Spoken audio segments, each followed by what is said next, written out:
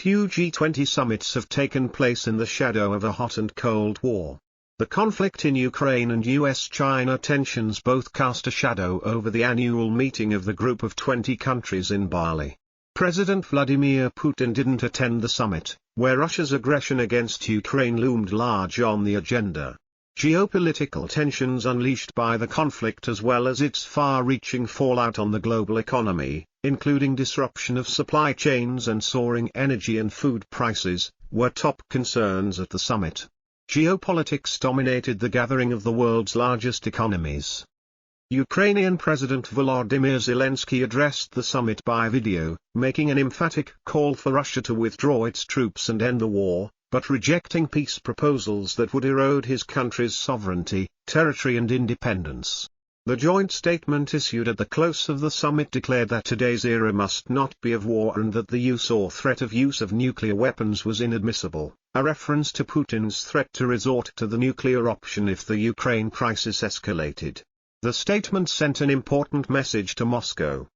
But it was the meeting between President Joe Biden and President Xi Jinping on the eve of the summit that was more consequential for international stability, as it indicated a deceleration of tensions between the two global powers.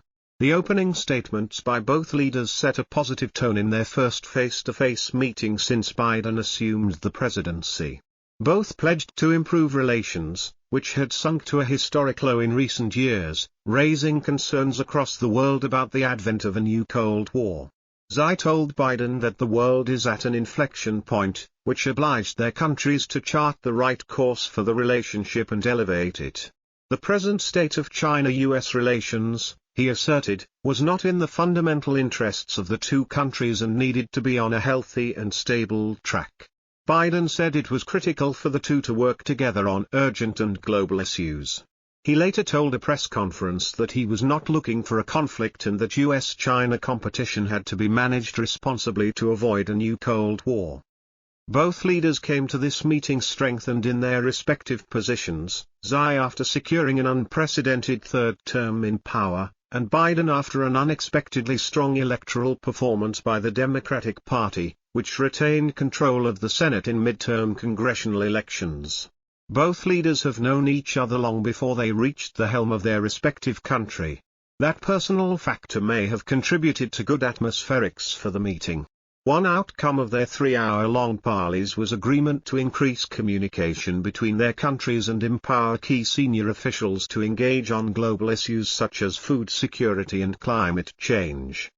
The Biden-Xi meeting on the summit sidelines marked a serious effort to stabilize their turbulent relations.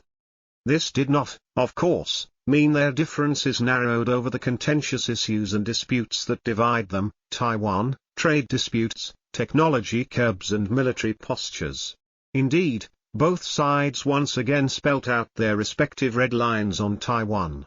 Although Biden reiterated the U.S. commitment to a one-China policy, he sounded a warning over what he described as China's coercive posture on Taiwan, which he claimed posed a threat to stability in the region. President Xi, for his part, welcomed Biden's assurance that Washington did not support Taiwanese independence, but made it clear that Taiwan was a core interest for China and the first red line which must not be crossed in China-US relations. Before their meeting, a spokesman of the Chinese Foreign Ministry, in a tough statement, called on the U.S. to stop fudging, distorting and hollowing out the One China principle, and strictly abide by the basic norms of international relations. For Asia-Pacific countries, as indeed for much of the world, the tentative bid to stabilize U.S.-China relations was a welcome development as few, if any, of them want to be caught in the crosshairs of a dangerous confrontation. A top American official acknowledged the risk of unmanaged competition descending into conflict was of concern to U.S. allies and partners in the region. For a global economy in turmoil and struggling with record inflation, an easing of US-China tensions is necessary to counter the blows from the Ukraine conflict and the trade/tech war between the two superpowers. The host of the summit, Indonesia's President Joko Widodo, stated clearly that G20 must be the catalyst for inclusive economic recovery and not divide the world into parts. We must not allow the world to fall into another Cold War. He urged concrete action and collaboration to heal the ailing global economy at a summit whose theme was Recover Together, Recover Stronger The declaration issued by G20 leaders said the world economy was facing unparalleled multi-dimensional crises, and called for steps to curb inflation, protect the vulnerable, calibrate monetary tightening and avoid high currency volatility. But no plan for global recovery was agreed because the economic interests of its members are so varied. In fact, differences among G20 nations, especially on the war in Ukraine, were laid bare in the leaders' statement issued after the summit. Recognizing that the G20 is not the forum to resolve security issues, the 17-page document acknowledged that there were other views and different assessments of the Ukraine situation and sanctions, even as most members strongly condemned the war in Ukraine. Nevertheless, Russia's aggression against Ukraine was denounced in the strongest of terms, which it said was damaging the global economy, especially by fueling inflation and exacerbating energy and food shortages across the world. While many Western commentators saw the most important outcome of the G20 summit to be Putin's increasing international isolation, the global gathering may well be remembered more for the Biden's meeting on the sidelines, which opened an opportunity to improve US-China relations and move the two global powers toward responsible competition. The writer is a former ambassador to the US, UK and UN.